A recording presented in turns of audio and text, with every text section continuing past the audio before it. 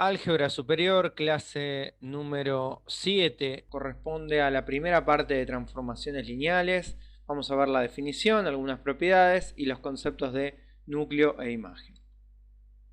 Muy bien, definición. Tomamos dos espacios vectoriales B y W que se llamarán de salida y de llegada, o de partida y de llegada.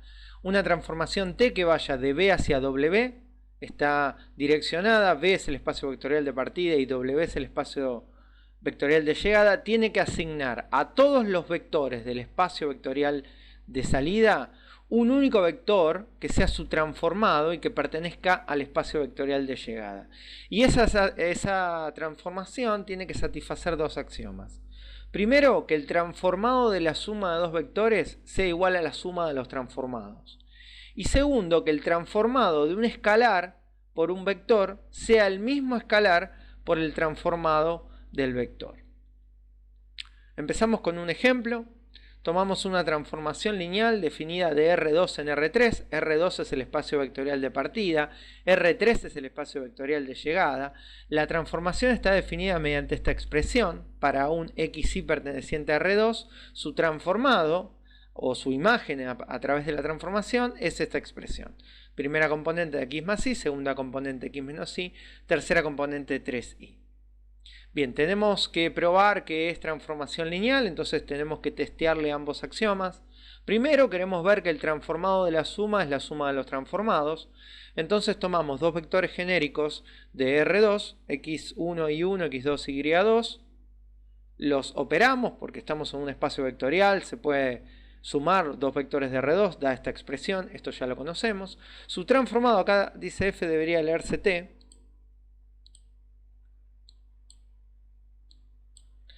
Su transformado es, según la expresión, la suma de la primera componente más la segunda componente, x1 más x2 que es la primera componente, más y1 más y2 que es la segunda componente, primera componente menos segunda componente, por eso queda x1 más x2 menos y1 menos y2, ¿no? Haciendo supresión de paréntesis de la segunda componente. Y tercera componente, 3 por la segunda componente, o sea, sería 3 por y1 más y2. El escalar es distributivo, así que 3 por y1 más 3 por y2. Esto sería el resultado de transformar la suma de dos vectores de R2. Muy bien, esto es un vector en R3. Se puede descomponer de esta manera, ¿no? Esta suma entre dos vectores de R3 expresados como columna es exactamente lo mismo que esto, ¿no? La suma es se puede resolver y se puede desarmar en dos sumandos. Bueno, pero esto que está acá es la definición del transformado de x1 y 1. Y esto que está acá es la definición del transformado de x2 y 2. Entonces he probado que el transformado de la suma es la suma de los transformados. Segundo axioma. Tomo un vector genérico xy de R2, lo multiplico por un escalar, esa expresión la sabemos resolver, el escalar multiplica ambas componentes. Ahora, otra vez acá debe leerse t, el transformado de esta expresión viene dado por esta fórmula. La primera componente es alfa x más alfa y, que tiene factor común alfa. La segunda componente es alfa x menos alfa y, que tiene factor común alfa. Y la tercera componente es 3 por alfa y. Muy bien, alfa, alfa, alfa, lo podemos sacar como escalar común, ¿no? En recíproca de la multiplicación por un escalar y un vector. Bueno, y esto que me queda acá es la definición del transformado de xy, así que me quedó alfa por el transformado de xy y he probado que el transformado de alfa por un vector es alfa por el transformado del vector. ¿Sí? Esto acá probamos que verifica los dos axiomas y que por lo tanto esta transformación es lineal. Veamos un segundo ejemplo de una transformación que no sea lineal. Vamos también de R2 a R3. Ahora en este caso la transformación está definida por x al cuadrado primera componente, y al cuadrado segunda componente, x tercera componente. Así que vamos a probar que no es transformación lineal mediante un contraejemplo. Voy a tomar dos vectores de R2, el vector 1, 2 y 2, 4, y voy a ver cuánto me da el transformado de la suma. La suma entre 1, 2 y 2, 4 es 3, 6. ¿No? Sumamos los dos vectores, acá debe leerse t. El transformado de 3, 6 según esta expresión es primera componente 3 al cuadrado, segunda componente 6 al cuadrado y tercera componente x, 3. Bien, este sería el transformado de 1, 2 más 2, 4. Ahora, quiero ver cuánto da el transformado de 1, 2 más el transformado de 2, 4. Bueno, el transformado de 1, 2, según la fórmula, es 1 al cuadrado, 2 al cuadrado, 1. El transformado de 2, 4 es 2 al cuadrado, 4 al cuadrado, 2. Si sumamos estos dos vectores, 5, 20, 3, lógicamente no son iguales. Por lo tanto, si no se verifica el axioma para un caso, no puedo afirmar que se verifica siempre, y en conclusión no se verifica el primer axioma, así que no es una transformación lineal. Dado que estos dos ejemplos que mostré tienen interpretación geométrica porque son de R2 a R3, vamos a verlos en un esquema y vamos a ver si podemos dar una interpretación, en este caso, porque esta transformación admite representación geométrica, de lo que significa que sea lineal. Bueno, acá tenemos un vector U genérico en R2, un vector B genérico en R2. Voy a marcar, acá tenemos las dos transformaciones que estuve usando, x más y, x menos y, 2x, ahora expresado como vector y no como vector columna, y la transformación f, que acá les cambié el nombre para identificarlas, como x cuadrado y y cuadrado x. Entonces tomo estos dos vectores, partimos de un único vector, por ejemplo u, ¿sí? El transformado de u tiene que ser un vector en R3, quiere decir que cuando yo le aplique la transformación a este vector naranja u, lo tengo que ver acá, en este gráfico de R3. Bueno, ese transformado de u es ese vector. Para cada vector de R2 hay un transformado en R3. Así funciona esta transformación, ¿no? Que este vector no están los números para no confundir, pero rige esta fórmula. Muy bien, apago el transformado de u y ahora me voy al transformado de u a través de f. ¿Sí? Este es un vector más grande porque tiene las componentes elevadas al cuadrado, ¿no? Bueno, ese es el transformado del mismo vector u, pero a través de la transformación f. Como vemos, no son iguales los transformados porque rigen diferentes expresiones. Muy bien, ahora agrego un segundo vector b genérico, ahí. Y ese vector b, por supuesto, tiene un transformado a partir de t, la que era lineal, y un transformado a partir de f, la que en el ejemplo no era lineal. Vamos primero con la transformación lineal, ¿sí? ¿Qué me decía uno de los axiomas? Que si yo planteo la suma del vector u más el vector b, por ejemplo, ese vector, ¿sí? Ese vector negro, vemos geométricamente, por la ley de la poligonal, que es el transformado de u más el vector, que es el vector u más el vector b, ¿no? Por la ley de la poligonal, ese vector negro que está ahí. Entonces, si esto fuese lineal, ¿qué tendría que ocurrir? Cuando sume el transformado de b más el transformado de u, que son estos dos vectores en R3, tendría que darme el transformado del vector negro. Entonces yo lo que voy a hacer ahora es poner acá, en R3, el transformado de u más b, que sería el transformado del vector negro. ¿Está bien? Pongo acá en R3, ese vector negro es el transformado de u más b. Fíjense que resulta en R3 que el transformado de u más b es además el transformado de u más el transformado de b. Se verifica la ley de la poligonal ahí. Ese vector negro no es mejor dicho, es el vector naranja en R3 más el vector violeta en R3, pero no está dibujado a partir de esa ley, sino que está obtenido a partir de la transformación del vector negro. Si yo cambio estos vectores, por supuesto que esto se mantiene. Siempre el transformado de u más b es el transformado, es la suma de los transformados, ¿no? Siempre el vector negro me va a dar la suma de las dos imágenes de las cuales yo estaba partiendo. Este sería el primer axioma, la verificación del primer axioma. Bueno, ahora, si yo tomo el vector b y lo pongo en línea con el vector w, lo que me dice el segundo axioma es que el transformado de alfa por un vector, acá el vector b, al ser linealmente dependiente con el vector u, es alfa por el vector b. Entonces lo que me dice la linealidad es que las imágenes tendrían que mantenerse linealmente independientes, ¿no? El transformado de alfa por el vector u, que es el vector violeta, tiene que mantener la linealidad, y además la proporción entre el vector violeta y el naranja en R2 es la misma que entre el violeta y naranja en R3, que sería el escalar alfa, por el cual hay que multiplicar al vector naranja para llegar al vector violeta. Bueno, y lo importante es que mantengan la linealidad. También ahí vemos esa transformación. Entonces, ¿por qué transformación lineal en este caso?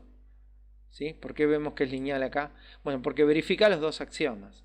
Pero además, si yo vengo a R2 y trazo, por ejemplo, esa recta, ¿no? Una recta definida, una recta cualquiera en R3, y pongo un vector sobre esa recta, me pregunto qué pasa con todas las imágenes de todos esos puntos P, o esos vectores posición W, cuando van a parar a R3. Si la linealidad que tienen esos puntos P, es decir, todos esos puntos P, al mantenerse alineados, al pertenecer a la misma recta, si esa propiedad se mantiene cuando traslado las imágenes hacia R3. Bueno, el transformado W es ese vector. Ahí. ¿No? Está pintado ahí en naranja por la transformación T, no por el vector T de U. Bueno, entonces, ¿qué pasa cuando yo traslado ese vector? Ese punto naranja transformado de W mantiene la linealidad. Bueno, resulta que sí. ¿Lo ven? Bueno, vamos a estudiar todo esto mismo que vimos acá. Vamos a tratar de analizarlo ahora con la transformación F, que nos dio que no era lineal. Entonces voy a sacar los transformados a partir de la transformación T y voy a llevar los transformados de U y de B ahora a partir de la transformación F. Ese es el transformado del vector U, ese es el transformado del vector B. Voy a volver a aprender el vector U más B en R2 y ahora voy a transformar a partir de F este vector negro. Entonces lo que me interesa saber es si el transformado del vector negro ahora es también la suma de estos dos vectores en R3. No lo va a hacer porque es lo que probé que no se verificaba. Entonces cuando prendo ese transformado, fíjense que ese vector negro, que ahora es el transformado de U más B, no es la suma del violeta más el naranja, ¿no? Hice la ley de la poligonal, puse el vector naranja a continuación del vector violeta y no me da el vector negro. Entonces acá se ve que no se mantiene, no se cumple el primer axioma, no se verifica el primer axioma. Es más, podría preguntarme si se verifica el segundo y tratar de darle una interpretación geométrica. Si pongo los dos vectores, se mantiene la linealidad, se mantiene la proporción. Ahí daría la sensación que no se mantiene la proporción, porque el vector violeta es, estimando muy por arriba, el doble del vector naranja, y acá no. Pero bueno, eso habría que probarlo, ¿no? Esto es una muestra simplemente geométrica. Me interesa ver qué pasó con esta recta ahora y qué pasa con los vectores W al trasladar todos estos puntos mediante la segunda transformación, que me dio que no era lineal, que no es una transformación lineal. Entonces prendo ahora el transformado de ese vector W, pintado en violeta por esta transformación, y qué pasa cuando yo desplazo un punto P que estaba perteneciente a una recta, que estaban alineados, cuando los transformo. ¿Mantienen la linealidad? Bueno, resulta que no. Se desplazan sobre esa curva. Ahí. Entonces, ¿qué podríamos decir haciendo una especie de abuso de notación?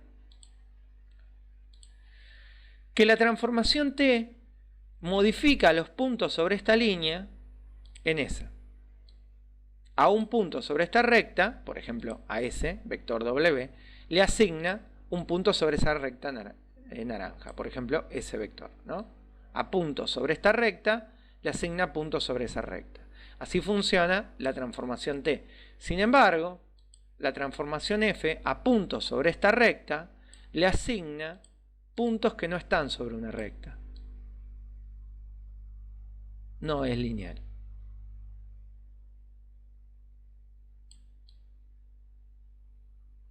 No conserva la linealidad.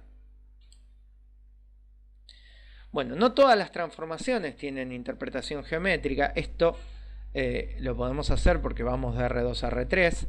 Si va de R2 a R2, de R3 a R3, lo podemos mantener. Incluso con R1 podemos darle una especie de interpretación geométrica, pero cuando nos desplazamos de espacios vectoriales, esto lo perdemos. Bueno, avancemos. propiedades, sea T una transformación lineal de B en W. Entonces, para toda transformación que sea lineal, que satisfaga los dos axiomas, se cumple, primero, que el transformado del vector nulo del espacio vectorial de partida es el vector nulo del espacio vectorial de llegada. Volvamos al dibujo. Apagamos esto. Si este punto P, vamos a trabajar con el vector U ahí, y prendo el transformado. El transformado del vector nulo tiene que ser el vector nulo. Siempre, en toda transformación. El transformado del vector nulo es el vector nulo. Segunda propiedad, el transformado del opuesto es el opuesto del transformado. ¿Qué significa esto? Volvamos al dibujo. Si yo pongo a B de manera que está opuesto al vector U, es decir, que mantiene la misma recta, mantienen la recta ahí, y son vectores opuestos, sus transformados también lo son. ¿Sí? Si yo tengo dos vectores que son opuestos, sus transformados también lo son. Bueno, esto hay que probarlo porque lo que acabo de mostrar es una muestra sobre una transformación específica. Lo que hay que probar ahora es que esto se cumple para todas las transformaciones lineales. Entonces lo demostramos. Partimos del transformado del vector nulo de B, del espacio vectorial B. Bien, por propiedad de todos los espacios vectoriales, el vector nulo se puede expresar como el escalar 0 por un vector genérico. Este vector U pertenece al espacio vectorial B. Esta transformación, por hipótesis, es lineal, así que el transformado de un escalar por un vector es el escalar por el transformado del vector. No importa lo que dé el transformado de U, porque si yo sé que es un vector del espacio vectorial W, y como W es también un espacio vectorial, el escalar 0 por un vector del espacio vectorial W me da el vector nulo, de W ahora. ¿Sí? Yo transformé un vector del espacio vectorial de partida, en el ejemplo de recién de R2, y llego a un vector en el espacio vectorial de llegada, en el ejemplo de recién R3. Segunda propiedad. Parto del transformado del opuesto de un vector. U pertenece al espacio vectorial B, esto es el opuesto de U. Por propiedad de todos los espacios vectoriales, el opuesto de un vector se puede expresar como el escalar -1 por el vector U. Como es lineal la transformación, el -1, digámoslo así, sale de la transformación. El transformado de U me da un vector de W, y como W es también espacio vectorial, -1 por este vector me da el opuesto de este vector, es decir, el opuesto del transformado de U. Y ahí he probado con dos demostraciones muy sencillas y cortas, pero importantes, que estas dos propiedades se verifican en todos los espacios vectoriales. Teorema fundamental de las transformaciones lineales. Si se conoce la transformación o los transformados de una base del espacio vectorial de partida, entonces yo puedo caracterizar toda la transformación. Puedo conocer el transformado de cualquier vector.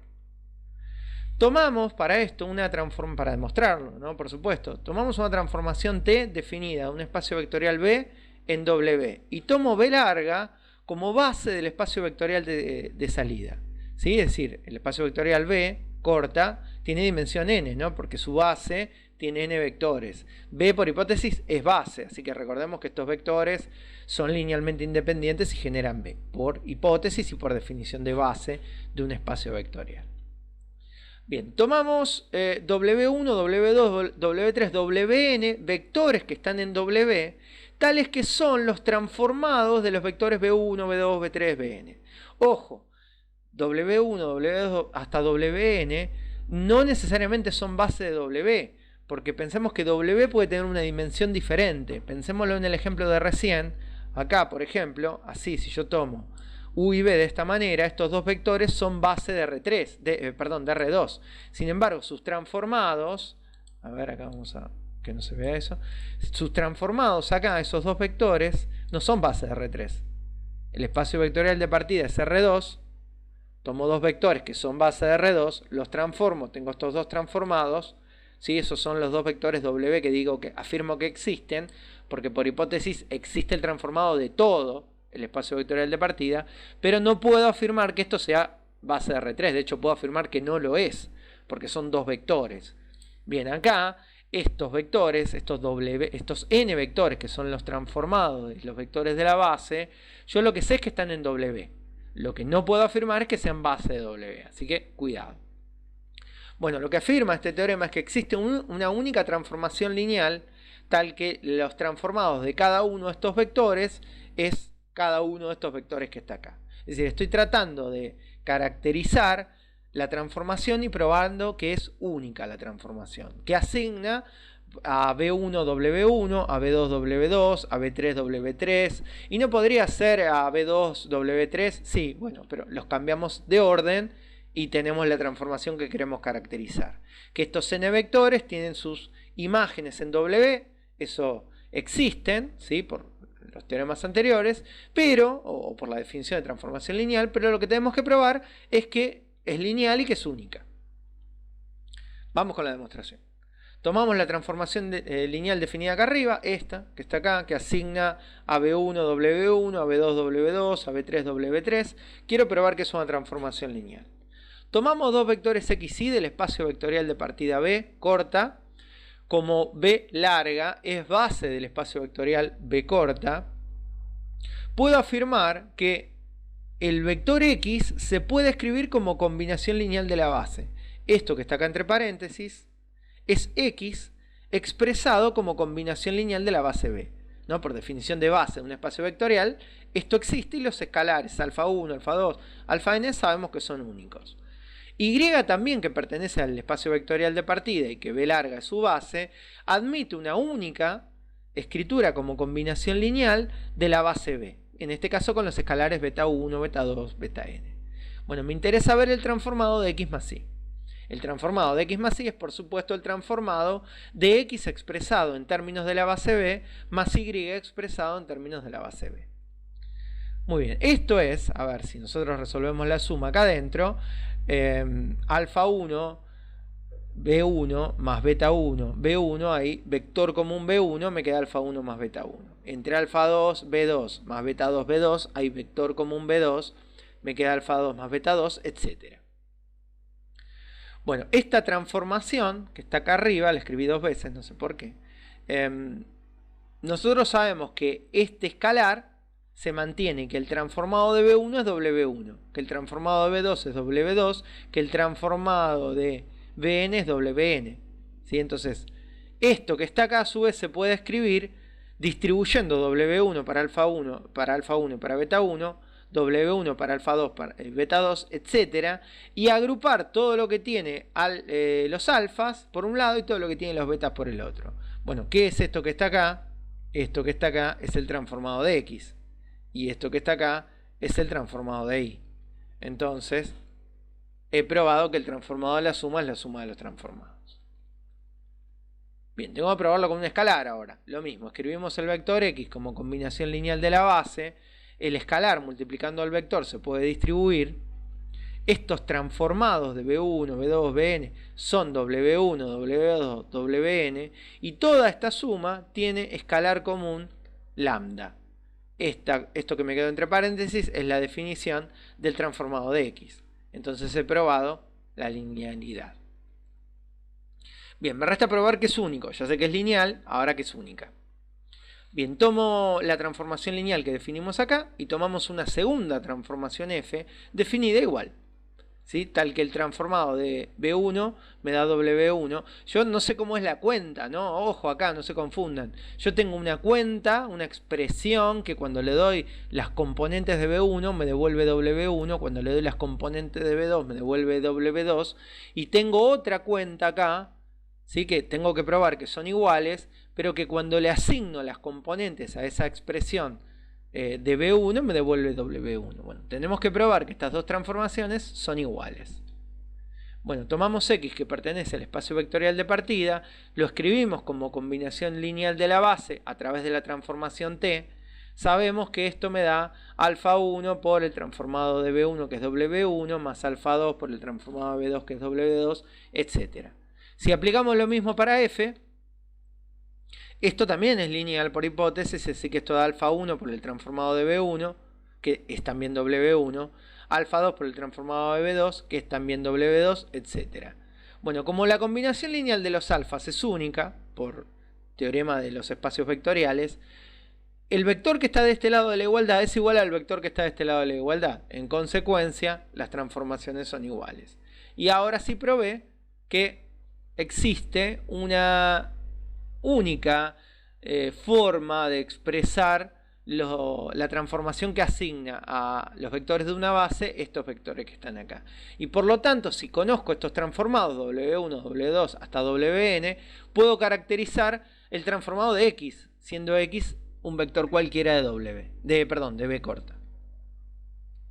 Ejemplo de eso, ejemplo del uso, de la utilización del teorema fundamental de las transformaciones lineales. Me dan una transformación acá definida de R3 en R2, ¿sí? El espacio vectorial de partida es R3, las imágenes a través de la transformación, los transformados están en R2, y me dicen, no me dan la fórmula de la transformación, o lo que se llama la transformación de manera explícita, que el transformado del 1, 0, 0 es 1, 2. Que el transformado de 0, 2, 1 es el vector nulo y que el transformado de 0, 0, menos 1 es 2, 1. Entonces, pregunta, ¿es la información dada suficiente para determinar una única transformación lineal? Bueno, tendría que, aplicando el teorema fundamental de las transformaciones lineales, verificar que conozco el transformado de una base de R3. Es decir, que los vectores 1, 0, 0, 0, 2, 1, 0, 0, 1 conforman una base de R3.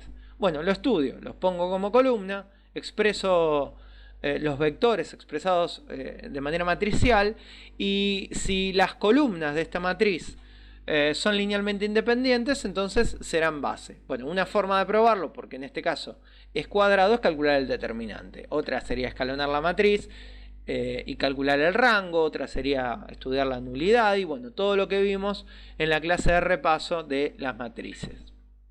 Bueno, dado que el determinante no es 0, esta es una matriz triangular inferior, así que su determinante es 1 por 2 por menos 1, acá esto es menos 2, no 2.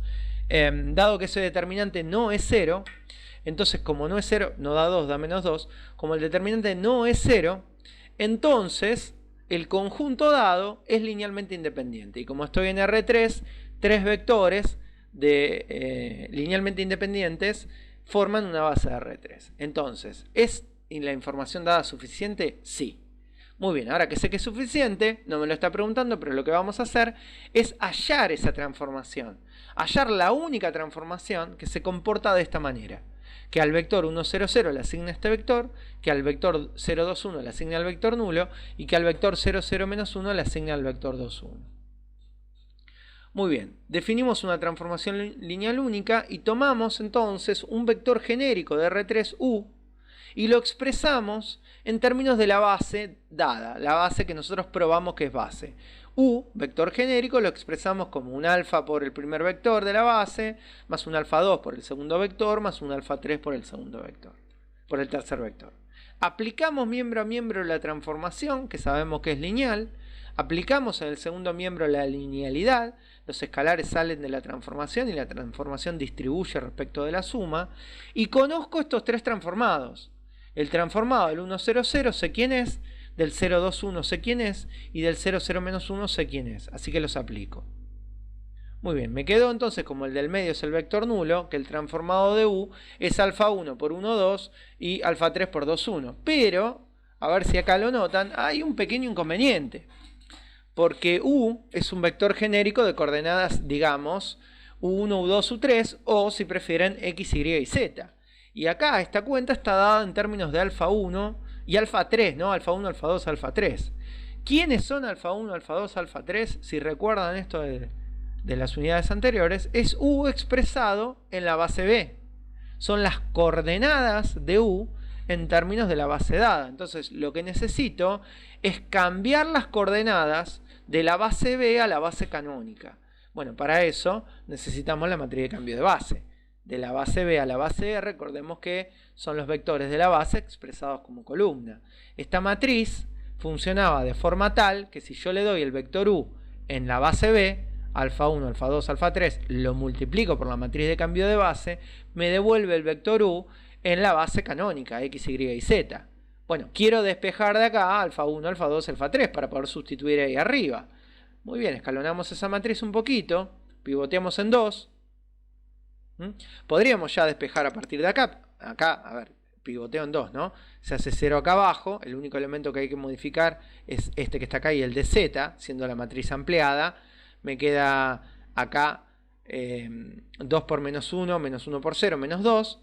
Y en la columna de resultados, 2 por z, menos 1 por i, 2z menos i. Bueno, para terminar de escalonar o para terminar de generar la identidad, repito, podría despejar de acá si quisieran, pero bueno, divido la fila 2 por 2 y divido la fila 3 por menos 2 y obtenemos ahí quién es alfa 1, quién es alfa 2, quién es alfa 3. Alfa 1 es x, alfa 2 es y sobre 2 y alfa 3 es y sobre 2 menos z. ¿No? Invierto para que el signo menos me quede en el medio, para escribir un signo menos. Bueno, vuelvo hacia la expresión de la transformación lineal y sustituyo alfa 1, que es x, y alfa 3, que es y sobre 2 menos z. Bueno, expresemos esto, hagamos esta cuenta, ¿no? Acá me queda x más es x como primera componente de 2x, y acá también la distributiva. Después sumamos los dos vectores, primera componente con primera componente, segunda componente con segunda componente, y obtenemos la expresión de la transformación lineal. Esta es la expresión de la transformación lineal t. ¿Podemos verificar si esto está bien? Sí, podríamos darle a x, y y z las componentes 1, 0, 0, y si esto está bien tendría que darme 1, 2. 1, 0, 0 quiere decir que lo único que queda dando vuelta por acá es lo que tiene x. ¿No? Acá en la primera componente, y se va, z se va porque son ceros, me queda x que es 1, y acá se va y, se va z, me queda 2 por x, x es 1, 1, 2, funciona. Para 0, 2, 1 me tendría que dar el vector nulo, ¿sí? Y es 2 y z es 1, x es 0, así que este se va, 2 menos 2, 0, este se va porque es 0, 2 sobre 2 es 1, menos 1, 0, funciona. Y para 0, 0 menos 1, solo me queda z, así que acá me queda menos 2 por menos 1, que es 2, y acá me queda menos menos 1, que es 1. Como verán, funciona. Esta es una transformación que también tiene interpretación geométrica, así que ya que estamos y que podemos hacerlo, vamos a verlo sobre un esquema. Bueno, acá tenemos la transformación escrita en verde, ahí espero que se pueda ver, ¿sí? Es la misma expresión que está definida ahí abajo, y tenemos acá un vector u. Acá tengo las componentes del vector u, las voy a utilizar para corregir que esto funcione geométricamente, y las coordenadas del vector b, que es la imagen. En este caso, esta transformación funciona al revés. Yo asigno a un vector de R3 un vector en R2. Entonces, ¿qué me pide que haga esta transformación? Que al vector 1, 0, 0, a ver si lo puedo poner en 1, 0, 0. Esperen que perdí el punto. Ahora lo voy a hacer más a lo bruto. Que al 1, 0, 0 le asigne el 1, 2. ¿Ven que funciona? Que al 0, 2, 1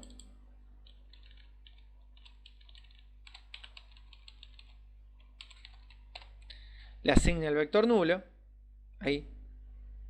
Y que al 0, 0 menos 1 le asigne el vector 2, 1. Bueno, y esto funciona lógicamente para cualquier vector, ¿no? Pero en particular funciona para esos tres que me da. Transformado está en R2. Parto de un vector de R3, llego a un vector de R2. Bueno, avancemos. Núcleo de una transformación lineal. Esto lo hemos definido para una matriz, así que lo vamos a hacer ligero porque tenemos el concepto de núcleo de una matriz, así que es bastante parecido. Tomamos una transformación lineal de V en W y vamos a llamar núcleo de la transformación al conjunto de vectores de V del conjunto de partida, tales que su imagen es el vector nulo de W. Vamos al ejemplo de recién. Había un vector que me había dado por imagen el vector nulo, no recuerdo cuál era, pero si yo consigo que me dé el vector nulo, ese vector, ahí no lo voy a pegar, pero el vector por ahí, ¿sí? Vamos a asumir que eso da justo el vector nulo, ese vector, como su imagen es el vector nulo de R2, este vector de R3, del espacio vectorial de partida, pertenece al núcleo. Ese sería la definición. Todos los vectores del espacio vectorial de partida, tales que luego cuando los transformo me da el nulo del espacio vectorial de llegada, el vector nulo del espacio vectorial de llegada, están en el espacio nulo. Núcleo o kernel se le dice también de la transformación. Por supuesto, la nulidad es la dimensión del espacio nulo. Bien, la imagen de la transformación lineal es el conjunto de vectores de W, tales que son imágenes de algún vector de B. No es el conjunto imagen, básicamente, esto lo sabemos. Un vector W está en la imagen de la transformación si hay algún vector en B que su transformado es el vector W. Y definimos rango de la transformación a la dimensión de la imagen, ¿no? Todas definiciones que ya habíamos visto para una matriz las ampliamos al concepto de transformación.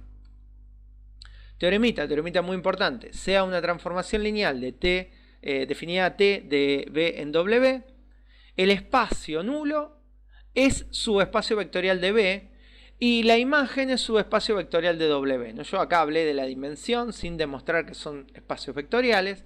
Bueno, estas demostraciones, por supuesto, son muy sencillas de hacer, les quedan pendientes a ustedes. Clasificamos las transformaciones lineales. Una transformación lineal de B en W se va a decir monomorfismo si es inyectiva, ¿no? Ese concepto de inyectividad que vimos en introducción al análisis seguramente, o en cálculo 1, ¿no? Una función es inyectiva si a valores diferentes del conjunto de partida le otorga valores diferentes del conjunto de llegada, es decir, a vectores distintos de B transformados diferentes en W, ¿no? Es inyectiva. Bueno, es epimorfismo si es surjectiva, es decir, si el conjunto imagen, el subespacio vectorial imagen, coincide con W, entonces será epimorfismo. Y si es ambas, ¿sí? Es decir, si es biyectiva la transformación, se llama isomorfismo. Bueno, decimos que una transformación es un endomorfismo si el espacio vectorial de partida y el de llegada son iguales. Los ejemplos que vimos recién, uno era de R3 en R2, no es entonces un endomorfismo. El otro era de R2 en R3, tampoco. Si alguno hubiese sido de R3 en R3, hubiese sido un endomorfismo, o de R2 en R2, o de R5 en R5. Bueno, y por último, un automorfismo es un endomorfismo isomorfo, ¿sí? Una transformación que va, por ejemplo, de R3 en R3, biyectiva.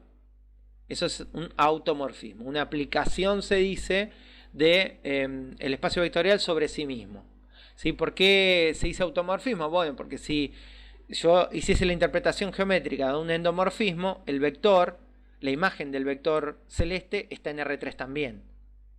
¿Está bien? Entonces, por eso se dice que es endomorfa, es sobre sí misma. Y bueno, a las transformaciones isomorfas también se le dice, como a las funciones biyectivas, transformaciones 1 a 1. A un único vector le corresponde un único vector. Bueno, los isomorfismos son especialmente importantes en el estudio del álgebra lineal. Tienen algunas transformaciones que no tienen, algunas propiedades que no tienen las otras transformaciones. Una es casi lógica, pero bueno, vale destacar. Si yo tengo un isomorfismo entre dos espacios vectoriales, tienen la misma dimensión. Si yo pruebo que una transformación es isomorfa, entonces los dos espacios vectoriales tienen la misma dimensión.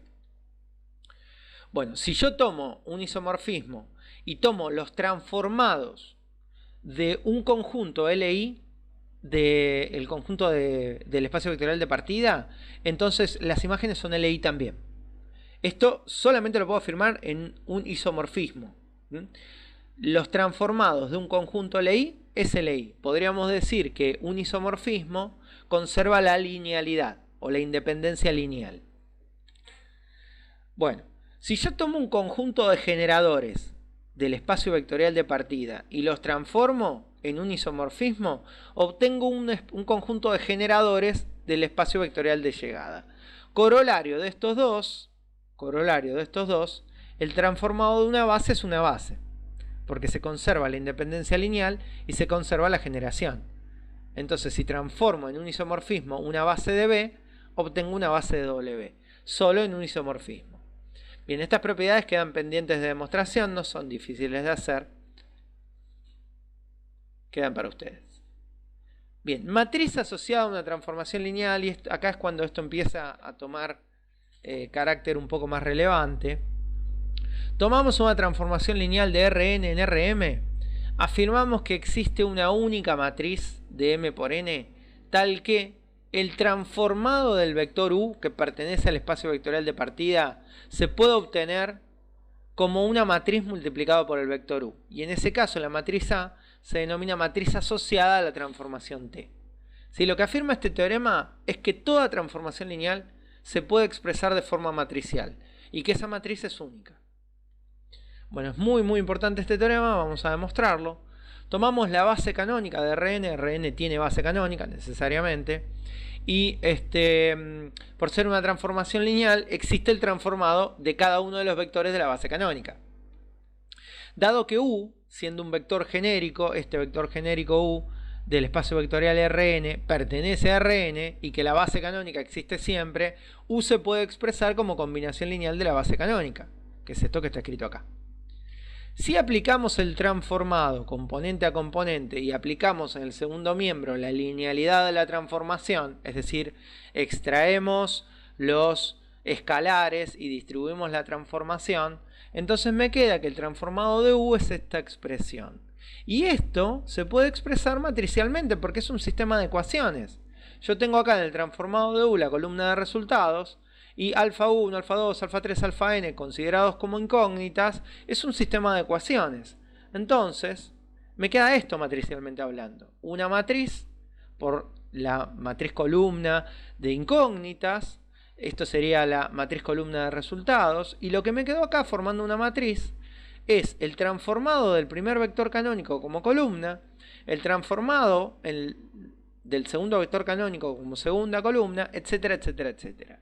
Eso que está ahí es la matriz que estoy buscando. Entonces es bastante sencillo. Fíjense que existe la matriz de transformación porque los transformados existen.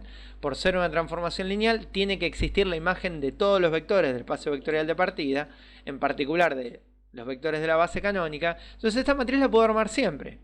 Y esta matriz formada por los transformados como columnas es la matriz de la transformación lineal. Bueno, probando que existe, me resta probar que es única.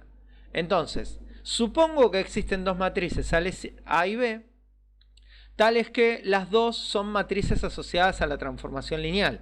Tengo que probar que son iguales ahora. Bueno, llamamos a la matriz auxiliar C A menos B. ¿Sí? Tengamos esto en cuenta. ¿Sí? La matriz C es auxiliar y es A menos B. Bueno, el transformado de C por U es 0. ¿Por qué el transformado de C por U es 0? Porque sería multiplicar acá miembro a miembro por U, ¿no? Entonces, como el producto matricial es distributivo respecto a la resta, entonces C por U es lo mismo que A por U menos B por U.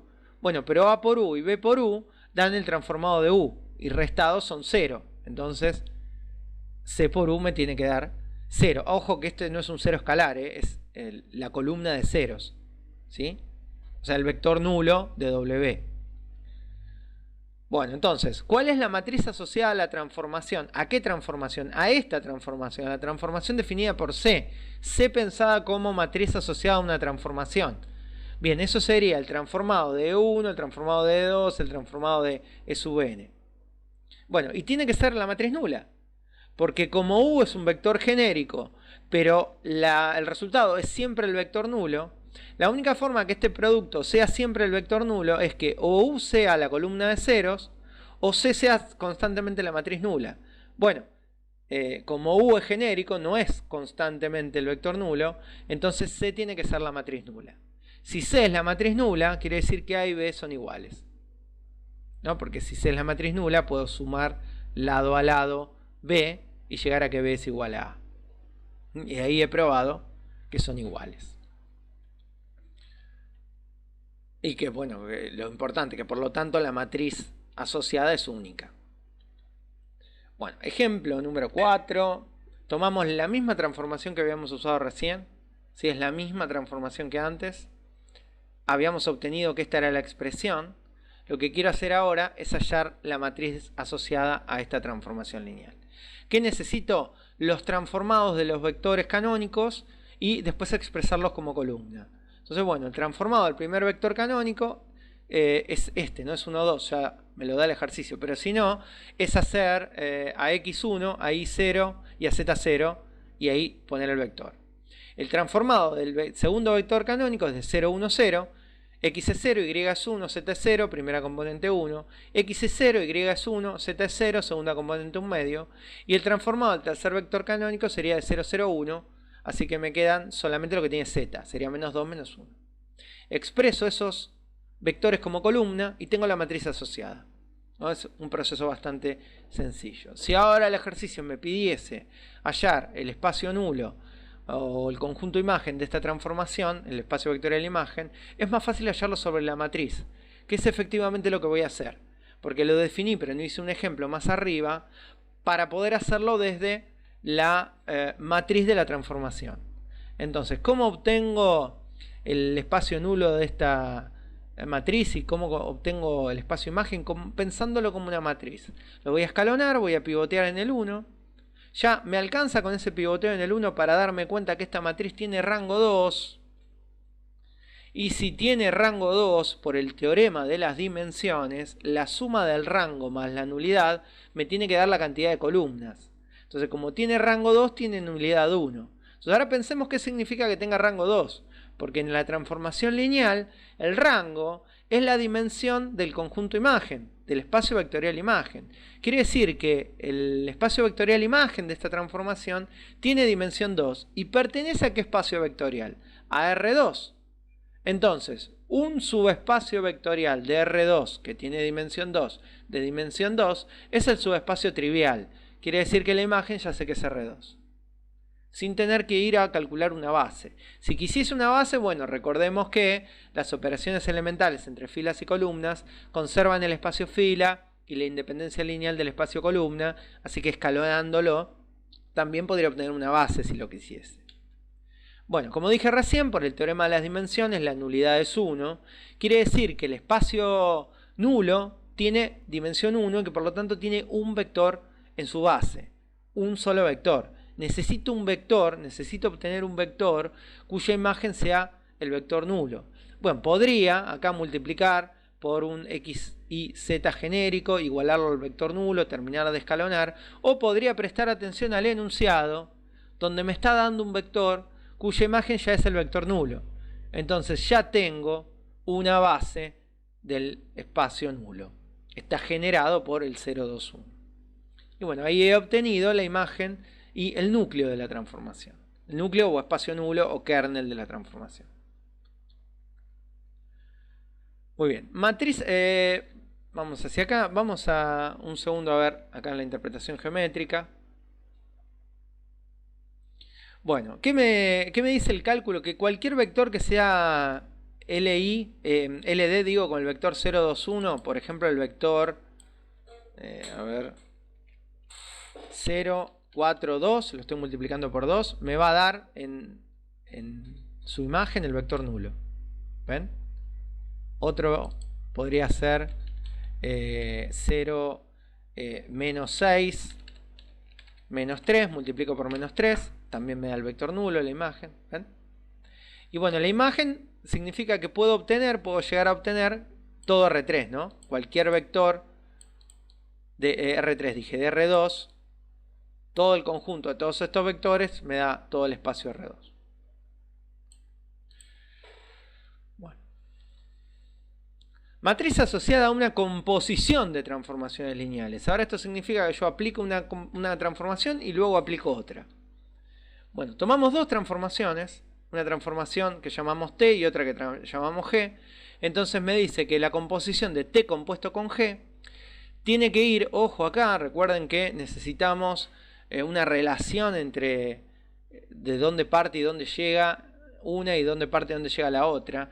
Primero se va a aplicar G va de U a B, y después al conjunto imagen de G le tengo que aplicar T. Entonces los vectores que me devuelve G tienen que ser los mismos que toma T. Entonces estos dos espacios vectoriales tienen que coincidir para que yo pueda componer e ir directo desde U hasta W, ¿no? Que sería la composición T compuesto con G. Bueno, ¿cómo funciona esto matricialmente? Dado un U que pertenezca a U mayúscula, un vector U, el transformado de U es alguna matriz A multiplicada por U, siendo A la matriz asociada a G. Bien, G de U, ahora este transformado pertenece a B. Bien, ¿cómo hago para transformar un vector de B a partir de F, no, de T acá? T se llama, no F, esta transformación. Bueno, el transformado de un vector del espacio vectorial B viene dado por alguna matriz que acá llamamos B que multiplica ese transformado. ¿Sí? Yo tengo A por U me da el transformado de U a partir de G, que está en B. Lo toma T. Ese resultado lo multiplica por la matriz B y me da en W. Entonces, esta sería la transformación T y esta sería la transformación G. Y acá lo que estoy haciendo es aplicándole la transformación T al vector que me devolvió la transformación G. Es decir, estoy componiendo, pero forzosamente. Yo quiero ir derecho desde U hasta este resultado. Bueno, el transformado T de G de U está por supuesto en W, porque la transformación T empieza en B y termina en W. Bueno, parto de acá, de este lado, del transformado de G de U. Bueno, pero G de U es A por U, por definición. Entonces, si hago esa sustitución, G acá de U es A por U. Entonces, me quedó un producto entre tres matrices, donde U es el vector expresado como columna, y B por A lo puedo asociar y obtener la matriz asociada. ¿De qué me doy cuenta? De que si yo quiero componer transformaciones lineales, me basta multiplicar las matrices asociadas, ¿sí? Ojo con el orden, ¿no? Fíjense que, o recuerden, mejor dicho, que el producto matricial no es conmutativo, así que no es lo mismo A por B que B por A, ¿no? En este caso hay que respetar el orden de la composición. T compuesto con G es B multiplicado por A. A es la matriz asociada a G y B es la matriz asociada a T. Ejemplo 5. Tomamos la composición que ya hicimos recién como para acortar la clase. Ya habíamos obtenido la expresión, ya habíamos obtenido su matriz de transformación A. Y ahora agregamos una nueva transformación, que esta transformación es de R2 en R2, que a un vector U le asigna primera componente X más Y, segunda componente 2Y. Bueno, necesitamos para poder componer la matriz asociada a la transformación F. Entonces, ¿cómo obtengo la matriz? Transformo el 1, 0, que me da 1, 0, y lo pongo como columna. Transformo el 0, 1, que me da 1, 2, y lo pongo como columna. Y ahí tengo la matriz asociada. Es bastante sencillo. Bueno, ahora, ¿qué me pide? Me pide F compuesto con T. F compuesto con T. Entonces, F compuesto con T va a empezar donde arranca T y va a terminar donde termina F. Yo tengo que componer, para poder componer o para poder obtener la matriz asociada a esta composición, tengo que multiplicar estas dos matrices, pero hay que respetar el orden. Voy a tener que multiplicar a la matriz A más cerca de U, que es la que primero se aplica, y luego a la matriz B más lejos de U. Si tengo que hacer B por A, en este caso, tengo que hacer esta matriz por esta matriz. Muy bien. Resuelvo ese producto matricial y ahí tengo la matriz que el ejercicio me pide. Esta matriz es la matriz asociada a la composición de F compuesto con T. Se aplica primero T y después se aplica F. Y mediante esta matriz voy derecho de R3 a R2. Matriz de una transformación ahora asociada a una base determinada. Las matrices que trabajamos en los ejemplos anteriores estaban obtenidas a partir de la base canónica. Bueno, tomamos una transformación ahora y tomamos una base B del espacio vectorial de partida, y lo que quiero hallar ahora es la matriz que transforme a los vectores de B en vectores de W, pero que funcione de manera tal que al vector yo se lo dé en base B, que no tenga que pasar el vector B a la base canónica para multiplicarlo por la matriz, que la matriz me multiplique las componentes del vector, pero en la base B. Entonces lo primero que hago es tomar el vector genérico U y expresarlo en términos de la base, ¿no? De manera que alfa 1, alfa 2, alfa 3, alfa n son las coordenadas de U respecto a la base dada, ¿no? Lo que habíamos visto hasta hace un rato lo habíamos repasado. Bien, aplico transformado lado a lado, aplico la linealidad de la transformación y acá tengo la matriz que estaba buscando. Esta es la matriz asociada a la base canónica. ¿Por qué? Porque yo le estoy dando el vector en la base B. ¿Sí? Esta es la matriz asociada. Quiere decir que para poder obtener la matriz asociada a la base B, necesito los transformados de los vectores de la base. Bueno, si ahora me piden que además el resultado no esté en la base canónica, porque este vector U está en la base B, pero su transformado está en la canónica de W. Si ahora me dan una base de W y me piden que la matriz esté asociada a la base B y a la base C, es decir, que yo le dé el vector en la base B y me devuelva la imagen en la base C, necesito una nueva matriz que no sea esta A, sino que sea una matriz A', que funcione de manera tal que yo le dé el vector U en base B y me devuelva el transformado en la base C. Bueno, quiere decir que necesito transformar este vector transformado de U de la base canónica, porque está en base canónica, a la base C. Bien, necesito la matriz de la base C a la base canónica. ¿Por qué? Porque lo multiplico acá al vector en la base canónica y me devuelve en la base, lo multiplico en la base C por la matriz y me lo devuelve en la base canónica. Recuerden cómo funciona esta matriz, ¿no? Le dan el vector en la base de arriba y lo devuelve en la base de abajo. ¿Sí? Esta matriz de cambio de base, recuerden que son los vectores de la base C expresados como columna invertida. Bueno, muy bien, ahora sustituyo, ¿no? Es sencillo, sustituyo, ¿no? Acá arriba sustituimos transformado de U en base canónica por toda esta expresión y multiplicamos lado a lado por esta inversa. Bueno, y ahí tenemos este resultado acá. La matriz de E a C sería invertido por la matriz A, es la matriz asociada a ambas bases. Sería la matriz de B a C. ¿Sí? Porque arranca en B, en la base B, y termina en la base C. Bueno, ejemplo de lo último que vimos. La misma transformación que teníamos recién, ¿sí? Con la matriz que calculamos en la base canónica. Esta matriz va de canónica a canónica. Ahora el ejercicio me da dos bases. Una base de R3 del espacio vectorial de partida y una base de R2 del espacio vectorial de llegada, y lo que quiero es pasar esta matriz para que funcione con estas dos bases. La matriz A de base B1 a B2, ¿no? De la base de R3 a la base de R2. Bueno, necesito las matrices de cambio de base, ¿no? Yo sé que para un vector U la matriz A funciona de esta manera, pero bueno, las matrices de cambio de base, ¿no? Funcionan de manera tal que si yo hago de B1 a E, le doy el vector en la base B1 y me lo devuelve en la base canónica. Esta sería la matriz de los vectores de B1 expresados como columna. Y el transformado de U lo quiero pasar a la base B2, entonces voy de B2 a la base canónica. Esta matriz son los vectores de la base B2 expresados como columna. Bueno, sustituyo estos dos en la expresión de arriba, despejo, y bueno, ahí tengo todo este resultado que está acá, que lo tengo que resolver, tengo que hacer esta cuenta. Es la matriz asociada a la transformación lineal, pero que funciona de manera tal que le tengo que dar un vector en la base B1 para que funcione y me devuelve el resultado en la base B2. Bueno, lo dicho, ¿no? La base B2 expresado como columna, la matriz de la transformación, la matriz de la base B1 expresado como columna. Esta hay que invertirla. ¿Sí? Les dejo las cuentas a ustedes, por supuesto. Y toda esta cuenta hay que resolverla.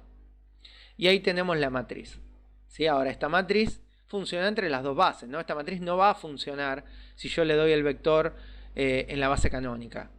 ¿Sí? Así no funciona. Funciona si yo le doy el vector en la base B1. Y hay que recordar que me lo devuelve en la base B2.